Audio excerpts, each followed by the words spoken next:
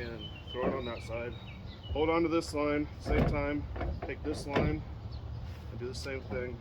And make sure if this is like this, oops.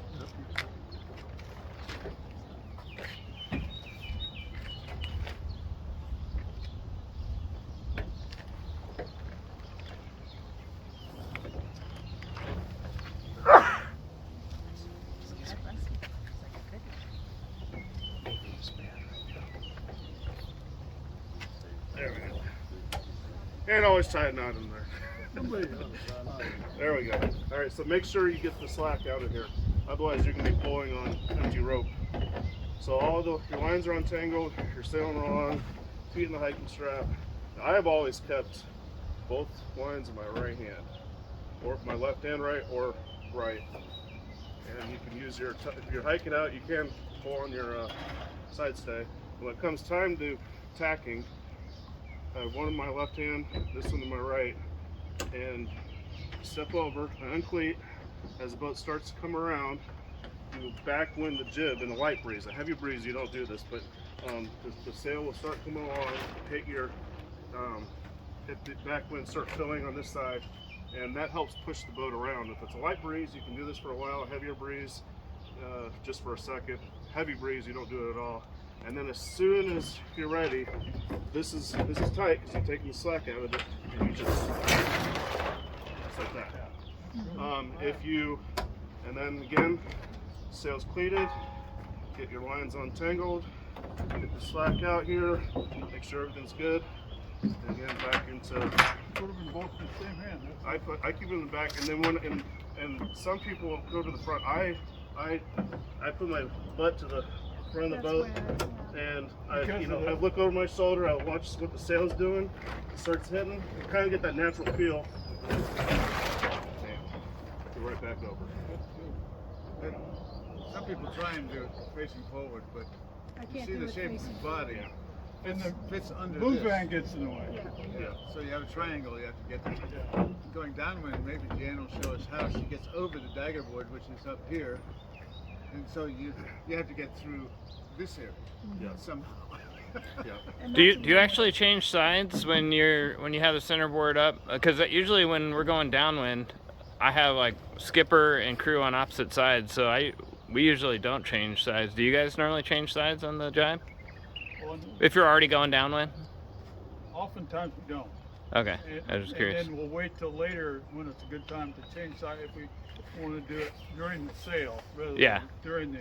Rather than under the pressure of the jibe. Yeah. And if you're a bigger sized crew, one of the guys, they aren't going to be able to go over that dagger board. Right. It's going to be really hard. It's not as hard for me to go over it. Yeah. It was easier years ago, but now it's a little more difficult. So. But, Yeah. Pull it in with this. See down again, the boat comes back. Pulls this up tight. so this is connected. You'll with see the it. other. You'll see it. So one thing I was going to go back to when you tack, just make it normal tack. Obviously, when the sails are luffing, you're losing lots of boat speed. You lose boat speed regardless when you tack, but the worse the tack is, the more boats you lose. So when I was going over, get it cleated, and the importance of keeping. Let's pretend I didn't tighten this line. So I'm ready to tack, and the sail's coming around. Now I'm pulling all this empty line before I'm even. And now I'm also sitting on this line now, so you can see what's happened now. Now, the sail's going like this, you're losing boat speed. Finally, the sail gets over, and there's the wind that will keep it back on this side. Okay. And if it's bluffing, a lot of times what have happened is the shackle or something will get tangled on here, and you're trying to pull, you're trying to figure out what's going on. So it's super important to always keep your lines tight. And if you notice, his feet are all tangled up in the pole launcher line too. Yep. Because Yep. You have a nice maneuver pole launcher line. Mine likes to tie itself in a knot. oh, has happened with this several times. So let's say we're coming upwind, we're going to tack, and then we're going to go around a mark, and we're going to put the pole out. So you're coming upwind, your right tack, you'll run the mark. It's a moderate breeze, you let the sail backwind. This is what I'm talking about, backwinding. That helps push the boat around, and then pull it right back out in, and now you're starting to go downwind. And now, all right, skipper gives the command to put the pull out, on both arms. And then you pull the line in. Are you going out that way? As fast as you can, so we'll do that again here. So Both arms without elbowing your crew or your skipper. This is my friend Mike. He's got long arms. I gotta kind of watch, but as fast as you can. And then once it's up there, pull with your hand here to get the jib out. And sometimes if it's a heavy breeze, I've got a I'll use it as a crew. I'll usually take this. Yep. And sometimes the crew's got to pull up here to give it some levers to come over. We need to loosen the. Is this your? There we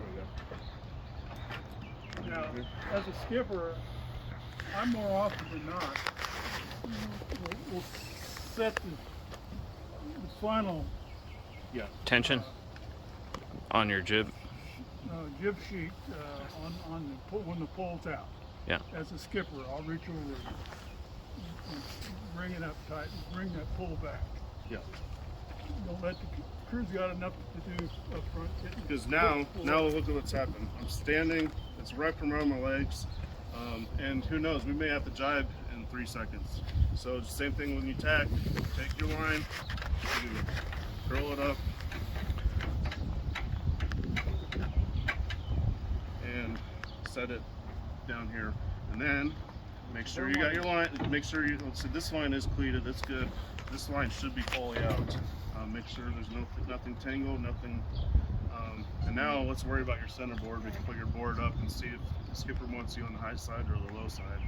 And sometimes you may say, no, stay there because we're going to jibe in a second. And for jibing. So jibe the pole. Yep. So right now you're going downwind. You have to pull it back when it's more or less parallel to the boom.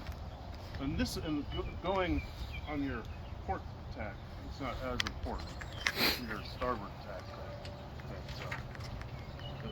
Either way, it'll refuse to come in because the mainsail is up there. Yeah. So the skipper, you kind of line up your pull your Center in the main. Your main sheet in, and now so ready to jibe, and sails coming in. Got to help it sometimes. Before you release the line. Release the pole, then release the line. Boom comes over. Just got to make sure it's back far enough to clear the forestay. And it got cleated, so that's how it happens sometimes. It cleats itself all the way over. Sometimes you'll have to pull the mast over to help it come back, especially in light wind. Pull back out. And now I'm going to help the skipper pull it where it needs to be, and then fine tune it to give it what it should be. And then immediately, knots out here, all knotted. Tell the skipper I got a knot. Take your time to. Have you ever tried to undo a knot when it's under pressure? Yeah. It's really hard. So when you're coming around that windward mark too, there'll be a decision about whether or not you're just going to ease the main and stay on the same tack and get and launch the pole that way, or if you're going to jibe, right? Around the windward mark. Correct. Yep. So that's one of those things that the communication, the skipper will want to make sure the crew knows. Are we just easing the sheets and then going to launch the pole that way, or are we going to jibe? We're more involved with that. As you could say, Chris did all that without the board up in front of it. So you have to decide: are you going to drop the board before you drive the pole, or are you going to try and drive the pole and then go over the board or stay on the side? General rule of thumb for me is if it's a light wind, leave the board up, have the crew just stay in one spot. If it's a moderate wind, if you have a competent crew, leave the board up, probably stay one spot, and then switch. If it's a heavy breeze, put it down. If it's a medium breeze or heavy breeze and a learning crew, then probably just put it down and not worry about the board. So as we're coming up now to your the reaching mark or downwind mark, you're gonna now you're we're gonna reach. Yeah, sure. And then Before releasing the ball, I know it's the skipper's the job, but tell us a little bit about where the sheet should be. Where should this be? the tension for Yeah. for your jib sheaths. Yeah. Or when you're just setting it. So I always use telltale. It's pretty hard right now, but I usually want a 45 degree, 90 degree angle from the telltale should be about 90 degrees. When you're going downwind. Okay, that gets adjusted with the jib sheet. Yeah, so now you let out and We'll turn the boat here. Will that help? I don't have my light checking on.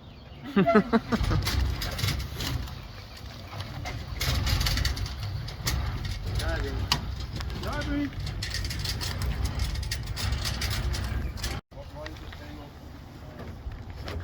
Alright, so we're going to go to a reach in, I guess. So we're going to pull it in, and then immediately you want to bring it and get it full of air again. You don't want it to luff.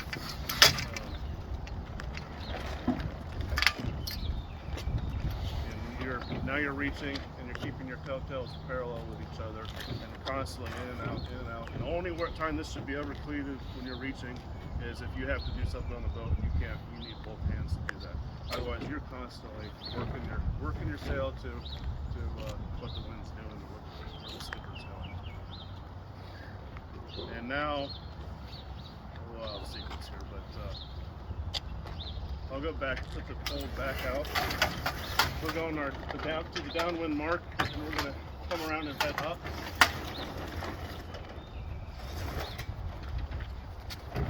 One of the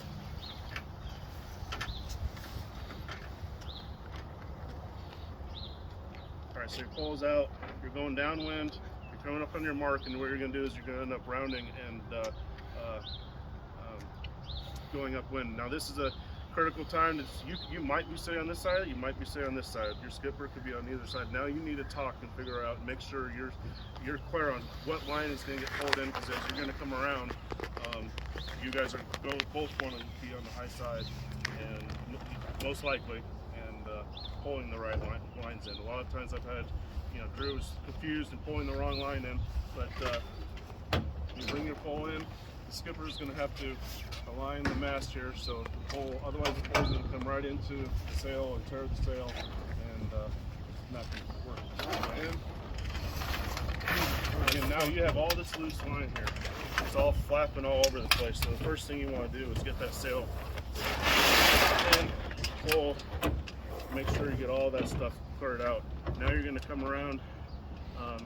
You're going to come on the other side of the boat. And now you're going to pull all the way in. We're going upwind. You're caught on the. Leading. There you go. A lot easier out in the water to demonstrate. Well, when the sail's going, the wind's coming in the right direction and everything, yeah. And meanwhile, your centerboard's going. If you're going upwind now, your centerboard's going to be down. Your skipper will hopefully have thought, probably 5 boat lengths before you hit that mark. Okay, what do I need to do to go upwind? I'll pull you're tighten that up. Any other, if you had your out haul off, you want to tighten your out haul. All the things you got to do for going upwind. I can turn you up. Good job.